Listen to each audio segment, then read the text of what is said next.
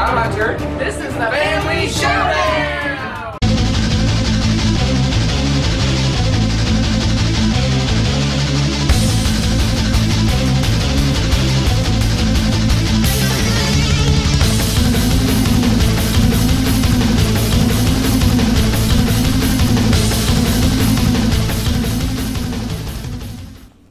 Howdy folks, welcome back to my top 100 games of all time. I'm Hunter, she's Rebecca. Today we're looking at my 20 to 11, and let me tell you, these are some amazing games. They better be, they're in the top 20. They're amazing. So a little teaser, a little stat teaser like I usually do. Half are new games, half are old games. Interesting. 2 of the games went up. So 2 of the 5 games on the list that went up are in this set of 10. Wow, okay. 1 cheat, and in fact, it's a double cheat in the set as well. Oh, we don't... Wow. Really? So we don't own it. We only played it once. We or you? Me. Oh, it's not the game I thought it was Shasharama. So let's get it started with number 20. And my number 20 is... Deception Murder in Hong Kong. This is, let me take a quick gander. It's new. Not my favorite social deduction game, but pretty close. Really? Wow. This one is fun in a box. This is a kind of a party game-ish social deduction game. It's easy to learn, fun to play. I've played this game. Every time I've played this game, it has just been a blast. I've enjoyed every play of this game. There hasn't been one that's gone bad at all. It's just really, really fun. Played it with many different groups of people, and it worked out great for all those groups. It plays well with various crowds, various people. It's just a great, great, great social deduction game. So the concept of the game is that a murder is taking place, and there is a murderer, and it could be an accomplice that helps the murderer. Then there's a bunch of investigators. There could be a witness to the crime. They basically would know who the murderer is and who the accomplice is. That's a role that may or may not be in the game. And then there's also a forensic scientist who is giving clues, but they're giving clues in such a way they're very kind of abstracted clues. They have a list of things, and they pick one out of that list. So it may say the murder was violent, or the murder was... quiet, or it could say the location is in the bathroom or in the living room, and it could say that it was done for greed or power or whatever. But these are very abstracted clues because they're trying to pinpoint to the investigators what the mode of murder is and something that was left at the crime. So each person in front of them has 4 different murder weapons and 4 different kind of things that were left behind, clues. And the murderer picks 2 of those, and it's up to the investigators to narrow it down who the murderer is, and then they have to narrow down what the 2 items that they selected are. So it's just a great little fun social deduction game. That it's one of those games where if the forensic scientist knows the game, they pretty much can teach the game to everyone else in just a minute or 2. Oh yeah. So you have an experienced player playing that role. Everyone else can be new players, and it's a quick little game to learn, and it's a blast to play. What I like about it too is no matter how many you have playing, the game time lasts the same. So you can have the full 12 people in this game, and it's still going to be 30 minutes or less, which I think is amazing, and that's pretty tough to pull off in a lot of games. It is an awesome social deduction game. Not my favorite one, but pretty darn close. Oh, it's so much fun. And that is Deception Murder in Hong Kong. My number 20. 20? Come on, you're asking me for that one? And that was a new game to my list, if I did not say that. Yes. Alright, so my next game is a game that I've been playing. I first played it 20-ish years ago. It was my number 10 last year. It's my number 19 this year. And that is Blood Bowl 2nd Edition. Look at this. This is a brand new game. It was not a brand new game to me, but this physical copy of the game is brand new. It was gifted to me for my birthday by the in-laws. and I was so happy because this is my favorite version of Blood Bowl, the second edition, because it has a cool foam field that you play on. It's just a great version of the game. They're coming out with a new edition of the game, but now that I got this, I don't know if I need it. Yeah, no kidding. Because this is a... It has a bowl. It's just a streamlined, lighter version of the game. It has a base version and a more advanced version, and really, this is all I need. I'm not looking to get some like 10,000 teams and all these other things, and it's just for nostalgia reasons. Yeah, well, and it's cool. I'm so happy to have this game. It was cool that it was so new that you were punching out the little plastic dudes. Yeah, and I mean, stuff. it was in mint condition. We got it secondhand, obviously, because it came out in 92? 90... That late? I thought it was 80s. Wow. Well, it came out in 80s, but I think this version was the 92. Still, yeah, long but time anyway, ago. we bought it secondhand market, and it was unpunched. Basically, it was basically new. The only thing, a couple of the miniatures had fallen off the sprues, but that's just from probably just sitting around for 20 years. So that is. I played back in my college days. I played this one to death. I played tournaments. I played one-off games. I played entire leagues. Wow. I played all kinds of games, and this was. For whatever reason, after college, I got rid of all my board games. Don't ask me why, but I did. And this was like my biggest regret. And my in-laws saw that it was my Grail, one of my number one Grail. What was your number one? My number one Grail game. So on my birthday, they surprised me and got this for me. So I was so happy. And I haven't taught Rebecca to play it yet, but we're going to play this one hopefully very, very soon. This one in Core Worlds, man. This is my number 19. 19? My 10 last year, so I didn't drop much. And it may have a 10. It's probably going to come back up. It's probably going to go right back up once we play it some. Yeah. Blood Bowl, second edition. Alright, so my number 18 is a brand new game to the list. Brand new. And that game is... Village. Wow, you really like this one. I really like Village. It is a cool worker placement game.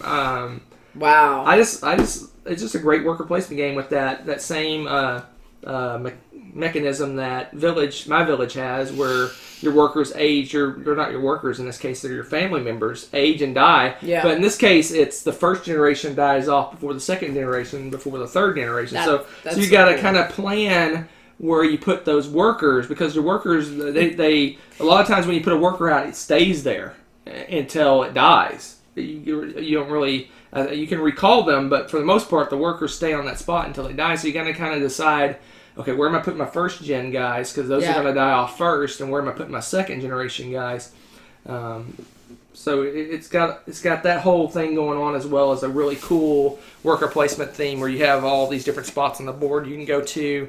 They give you different powers and abilities, and some of your workers you want to stay there until the end of the game. So you got to be careful not to put your first gens there, because they're gonna die off and they're not gonna survive until the end of the game. So it's got a lot of things going on with it, and it's just a really cool worker placement game. And I'm actually eyeing.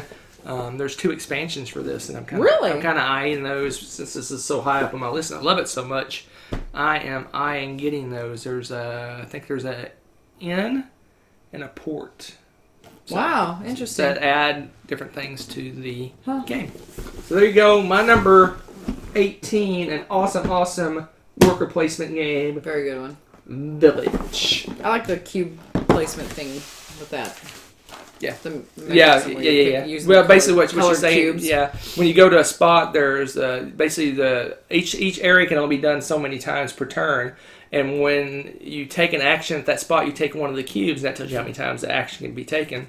It's pretty cool. And those different colored cubes, are used for other things. So you basically you may want to go to a spot to take the action of the spot, but the cubes aren't any good for you. And you also might want to go to a spot you don't necessarily want to do just to get the colored cube you want. I do that a lot. So, that's a good point. Mm-hmm. Another reason why I like that game, it's got so many different... There's a lot to it. It's like an onion. It has layers. Oh my gosh. That was my number 18, a new game to the list. All right, Shrek, what you got? Village. What's your next one? My number 17 is not a new game to the list. It was my number 7 last year. Wow. So it hung on pretty good. I would say so. And that reason it hung on is because it is The Voyages of Marco Polo. Oh my goodness. If you watch any of our videos, you know You love this this is game. one of my favorite games, and it hung on. It only dropped 10 spots, which is really amazing for the number of games, new games to my list. This is a great kind of more heavier dice placement game where you there's just a lot of things going on in this game. It's a little bit heavier game.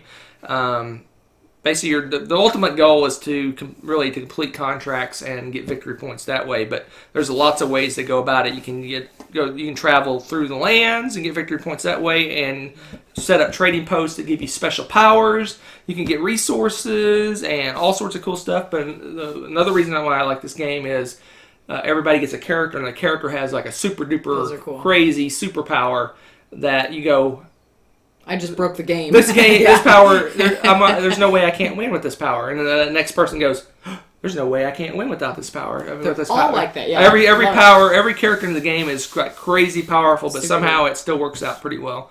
So that is Marco Polo, a great dice placement game with kind of on the heavier end. You kind of got Kingsburg, then you got Alien Frontiers, and then you got this guy. Yeah. The Voyages of Marco Polo. It's a good one. Very good one. My number 17. It was my number 7. Kind of symmetry there. 17, 7. Anyway. So random. Onward and Outward. The next one is my number 16.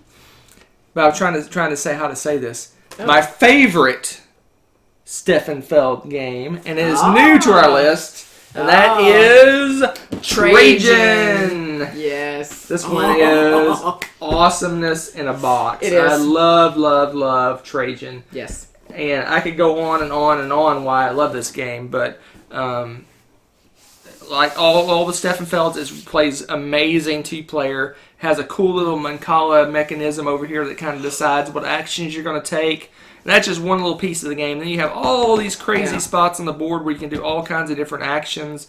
You kind of decide what you want to focus in on, what you want to work on, but you have to keep an eye on what everyone else is doing, because if you let them run away with an area of the board, they get crazy powerful and lots of victory points. So you got to kind of balance it out.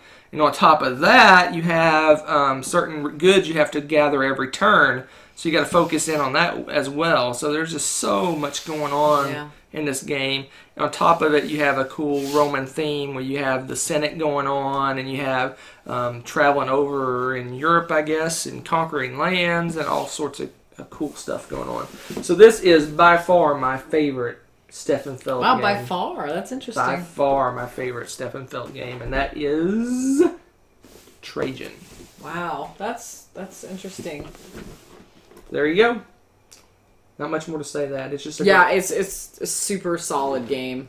It's and what I like I said, it has the game length. It varies number of players each person. When they take actions, they move so far. Yeah. Basically, it's a resource. Basically, you move on this track, and every time you go a track, an age in. So the tracks are different sizes for the number of players, obviously, to kind of balance out so that everybody has a similar number of turns. Oh, it's just anyway, amazing game of greatness with a Mancala mechanism and worker placement. It's got everything. Yeah, it does. Trajan. That's super awesome, Euro. My number 16. Look at that. My number 16. So the next one is your number 15. You are so smart. My number 15. It was my number 9 last year. It hung on really well, and that's because I love to ham it up in Sheriff of Nottingham. Yes, you do. This game is fun. If everyone else is having a bad time, it doesn't matter. I'm having a great time because I love Sheriff of Nottingham. This game is fun. Basically, the way it works is you're trying to sneak goods into the city, and you're trying to get it past the sheriff. And who's the sheriff alternates each turn, and when you're the sheriff, you can just totally mess with people. You can threaten to open their bag and look at their goods, or you can take bribes and do all kinds of negotiating. It's just a fun game to ham it up and be goofy, and it's just a blast. It's just a fun little. It's almost like a social deduction-ish game. You kind of deduce what people are putting in their pouches, I guess. It's not really hidden roll, but you're hidden goods, basically. Yeah. So what it is each turn, each player that's not the sheriff basically takes a certain number of goods and puts them in a bag, and they say, I've got 4 chickens or 3 pieces of bread or 2 cheeses or whatever. You can have anything you want in the bag. You just have to have the same number you say. So if you say you have 3 cheeses, you have to have 3 cards in your bag. But it could be anything, right? And so then you give it to the sheriff and say, hey, I got 3 cheeses, and the sheriff can believe you, not believe you. They can ask for money not to open your bag. You can give them money to... as a player, you can say, hey, I'll give you 5 money to open her bag. I mean, you can do... It's this open negotiation on what you do. And until the sheriff hands you your bag back or opens your bag, it's kind of anything goes on how you negotiate. Yep. But once they pop open that bag, then negotiations are over, and they look and see what's in there. And if it's what you said, then the sheriff gets penalized. But if it's other stuff, you get penalized. Yeah. And if he throws your bag back to you, then you get all your goods, and they slip by the sheriff, and he doesn't inspect your goods, and you can have whatever you want in there. Yeah. In the end, you're trying to get majority of the different goods. You're trying to get all kinds of contraband in. You get crazy. Contrabands are worth more, but if you get caught, the penalties are higher for having those. So it's just a fun little kind of laugh out loud social deduction-ish game. Sheriff of Nottingham. Yeah, kind of. My number 4. Oh my gosh. Good grief. You really can't keep track. 15. My number 9 last year. Wow. What? Hey, next one's 14. Why are you here? I don't know. I just live here. My number 14. We played this one the first time at Dice Tower Con. We loved it. So it is a new game to the list, obviously. And that is... Orleans! Oh my goodness, is this game awesome. This game is awesome. I love Orleans. Yeah, this is going to be high up for me, too. So it's kind of a bag pulling, Yeah, that's one of the neatest things about that, is it is bag pulling, bag... So basically you start off with a base number of workers that have different... You can use them for different things, and then you use those workers, you pull them out of a bag, and whatever you pull out of the bag, those are the workers you get to use for that turn. You use those workers to recruit other workers and to do different things. And back in the bag. And then you put them all, whatever you use goes back in the bag, and then you draw them out again. And basically it's you manage what's in your bag. And towards the end of the game, anytime really, you can start sending those workers off to... do good deeds, and those give you all kinds of cool bonuses and victory points. Yep. So it's a way to cull things out of your bag. So it's kind of got this cycle of recruiting workers and then starting getting rid of ones you don't need anymore. Do they have bag management as a? I don't know. It's kind of a bag management game. Bag management. So you got on the board. You got over here. You recruit all your workers, and as you get more and more of the workers, you get bonuses. Yeah. Over here, you got a little dude traveling around getting goods for you. And every turn you might have to spend goods, and goods give you points and things. And then here is your player board. This is where you put your workers to do different things. And there's, I don't even see the good deeds place, but there's a place where you go to get good deeds to get stuff. So it's just a great, I just like pulling, kind of managing what's in your bag and pulling out and seeing what you're going to get. Because you can't really, you can kind of sort of predict what you're going to get based on statistics. If you have like a lot of one worker, there's a chance you're going to get that worker, but you could very well not get stuff you weren't expecting. So you got to kind of got to be fluid in what you're doing. You got to kind of take, okay, what do I get? What workers did I get this turn? What can I do with those workers, and what's going to give me the best thing for the workers I got? Well, and as you use them too, I really love that as you're moving your people along the tracks too, they give you bonuses and benefits for each of those things too. So it's really fun to sometimes get a lot of one guy because you're moving along that track and you're getting all the extra benefit from it too. So it's like there's so many layers to this game. and it's so much fun. Yeah, it's a great game. It's a really. We're kind of spoiled. We played the deluxe version, Dice Tower Con. Man, that thing is so pretty. But this this is surprisingly good. This one is actually really good. And just so you know, it says on the box, strategy is everything. That's my number. Strategy is everything, huh? That's my number. That's funny. 14. 14, a brand new game for us. 14. We loved the game. I think this was our number 2 favorite game at Dice Tower Con? I think so. Yeah, and it's continuing to grow. It was my favorite game at Dice Tower Con, I believe. Anyway, I love this game. It's so love cool. That game. It's awesome. My number 14. Man. Orleans. My number 13 is not a new one to the list. Really? It's one of the ones that went up. What? Why did it go up? Expansion? We got an expansion. So my number 13, it was my number 14 last year. So why? It went up a little bit. And that is Merchants and Marauders. We got the expansion Seas of Glory. Seas of Glory. That's so much fun. It's a modular expansion, so it added. You can pick and choose what you play, and almost the majority of them we love, and a few we like, and some of them are kind of meh. But it made the game so much more. It added a lot of different things that you can do in the game, different aspects. It added storms and weird things that can happen, and events, and all kinds of cool stuff. The morale of your workers, and you can add adds a section to your ship where you do more things too, and all kinds of cool stuff. This is basically a pirate-themed sandbox game. Basically, you can decide, so much fun. Do you want to be a merchant? Do you want to be a pirate? Do you want to do a little bit of both? Do you want to do quests? Do you want to explore? Do you want, do you want to go out and find rumors? It's just all kinds of different paths, and you can switch gears midstream and change from being a pirate to being a merchant, and all kinds of cool things. It's just a really great, what I consider the best pirate theme game. Yeah. Out there. Oh gosh, every time I think about this game I laugh, because we've mostly played this 3-player. Right. And it's the typical theme goes, I play an honest merchant and sail around and do things, and you usually start out honest, usually. Then he and his best friend start attacking each other and turn to a life of crime and piracy, and meanwhile I'm being an honest merchant. Selling stuff. And then by the time we realize, hey, we need to attack her, she won the game. Yeah, because they've killed each other. It's great. It's like the pattern for this every time. It's just hilarious. And as you become a pirate and you do piratey things, the countries start to hate you. So pretty soon you have bounties in different countries, and before you know it, you're not allowed to go to port at all of these places. And so you're just swimming aimlessly around trying to find somewhere you go around attacking merchant ships. And so you just go and attack more, and it just keeps escalating. It's hilarious. It's a fun game. Yeah, but then when that pardon happens, you're so excited. Oh, man. Anyway. Yeah, you lose that. Yeah. So, yeah, this is an amazing, pirate-themed sandbox game. So much fun. So much fun.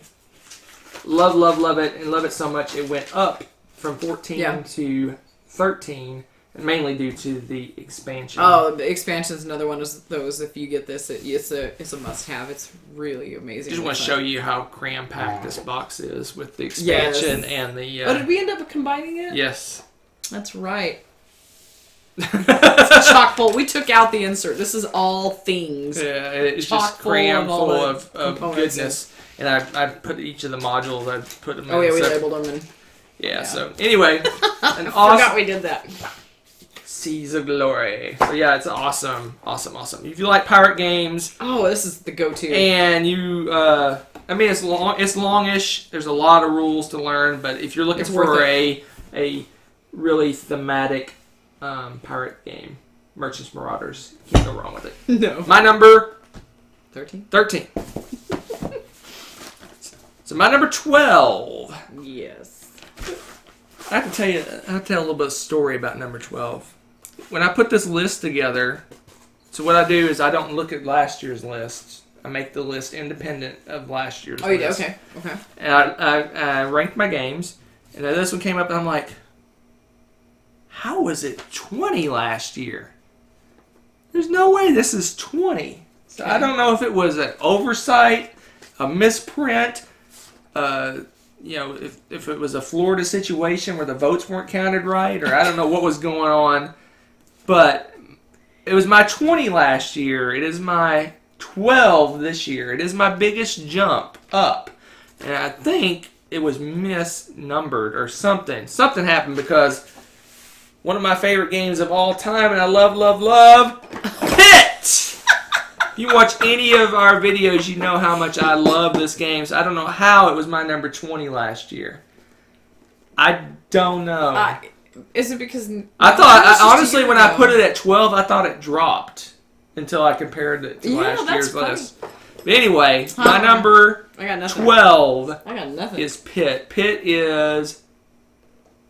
It's hysterical. It is a scream fest in a box. It is just screaming, laughing, crying, flipping the table, fun. It is just a fun game. I can see why it's hung around for over 100 years. This game is amazing. It's so simple. It's so simple to teach, so fun to play, and it's got that crazy obnoxious bell that you're going to ring again. And it has a bell. Who doesn't love that? I'm getting a lot of people now. Because in this game, you not only say, I win, you say, I win!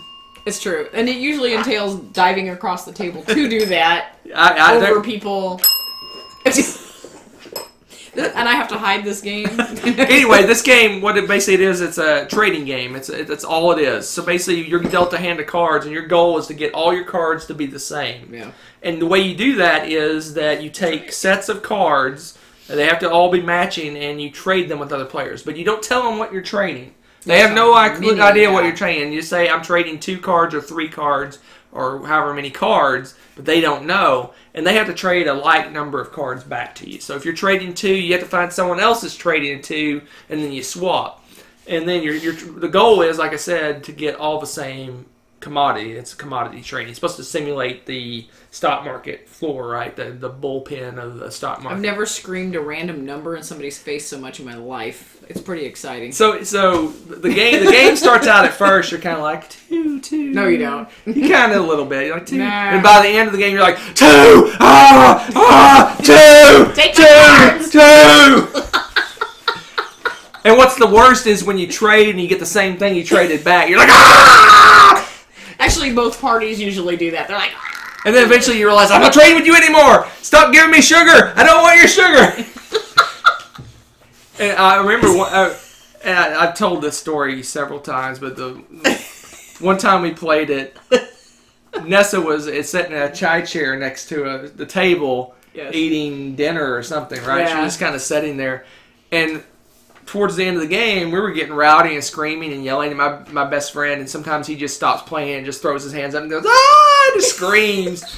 And Nessa thought we were fighting and mad at each other, so she started crying in the middle of the game. So we had to stop the game, reassure her, calm her down, and then we didn't play the rest of the night. No, we didn't get to play because she was in tears. She thought we were really mad at each other. It was fighting. And we were just having we got really rowdy. This game, I think this game is by far our rowdiest game of any that we play by far. Yeah. And I'm still shocked it was number 20. I swear it was a misprint because I thought maybe you were having pains for Nessa. Maybe I was traumatized by my daughter traumatizing your crying. daughter. But no, it was. I don't know, because it was long ago. Yeah. It wasn't a while ago. It was when she was pretty little. Fun since 1904. I thought it was 1903. It says 1904 here. It says 1903 in BGG. Somebody's got it wrong, and I bet it's BGG. So that is my number 12. My number 20 last year, but I thought it was higher, so it went up 8 spots. The biggest jump of any game from the prior year, but I thought it actually dropped. So Best game ever. So anyway, so there you go. So now my number 11 is a double cheat. Man, you are just cheating with cheaters. I haven't had a cheat since Core Worlds. That was 24. That was a long time ago. That was way back in the way back times.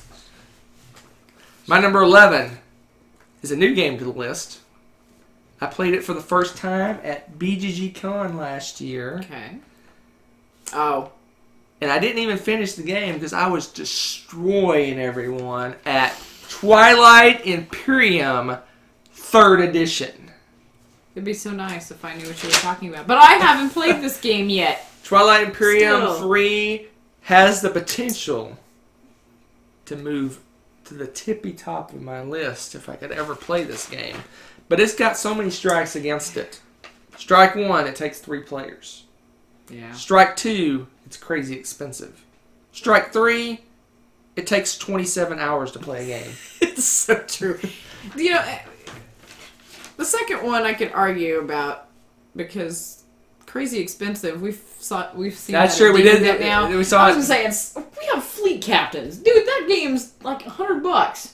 So if you want to say expensive, Okay, it we've has bought 2 more strikes, expensive but 3 strikes sounds more, because it's baseball, you have 3 strikes, so you need 3 strikes. Anyway, it has 2 strikes against it, apparently, because Well, it's about to Miss walk. Moneybags over here. I'm just saying. I'm saying. In the But anyway, relative Twilight scheme Imperium of 3 things, that is not a super is expensive game basically this game It in is expensive. space, but better, in my opinion, because it has negotiation and diplomacy and building up your fleet and going after goals and all kinds of greatness. It sounds so happy. It was I had a blast playing that game. It was so much fun, but it is just... I'll play it Ghost Player. Get this game. It takes a long Yeah. time to play this game, and We wouldn't be able to leave it on the table. it would sit at the top of our shelf and collect dust is what it would do. That makes me But sad. a friend invited us to play it next month, and I don't know. We're gonna try our best to squeeze it in. Next month is gonna be crazy for me, but we'll try our best. I'd love to see Rebecca play this game because I think she would just immediately fall in love with this game because it is an amazing. It's an experience. It's the kind of thing. If I was a younger lad without children, it would be the type of thing you invite your friends over. Oh, and just have a weekend marathon. Saturday morning, and you play all day. You order pizza, and you had just make a day of it. It's just a great experience. It's Cool. a game. It's a game day in a box. That's Basically. cool. That's cool. But anyway, that is my That's number 11. A new one to the list. Double Cheat. I don't own it. Only played it 70% of a game. So he's really Dirty cheater. Twilight Imperium 3rd edition. So that is my last one for this time around, folks. That was my 20 to 11. Wow. Next up is the top 10. And just It's gonna be fun. just to kind of give you a pre-spoiler, everyone on that list is a 10 for me on BGG. I have a rule that only 10 games, I'm only allowing myself 10 games to have 10s. Really? And these Why? That's just some kind of thing I do. Anyway, so my top 10 are all 10s. So did you specifically go, oh, you're an 11, I knock you off my 10? Twilight Imperium's a 9.5 and Pitt's a 9.5. What is this? Oh, Hey! man. It's my life. I live it how I want. So thanks for watching, folks. Coming up is the top 10 next time around, and it's going to be crazy because these are an amazing set of games. We'll see you next time.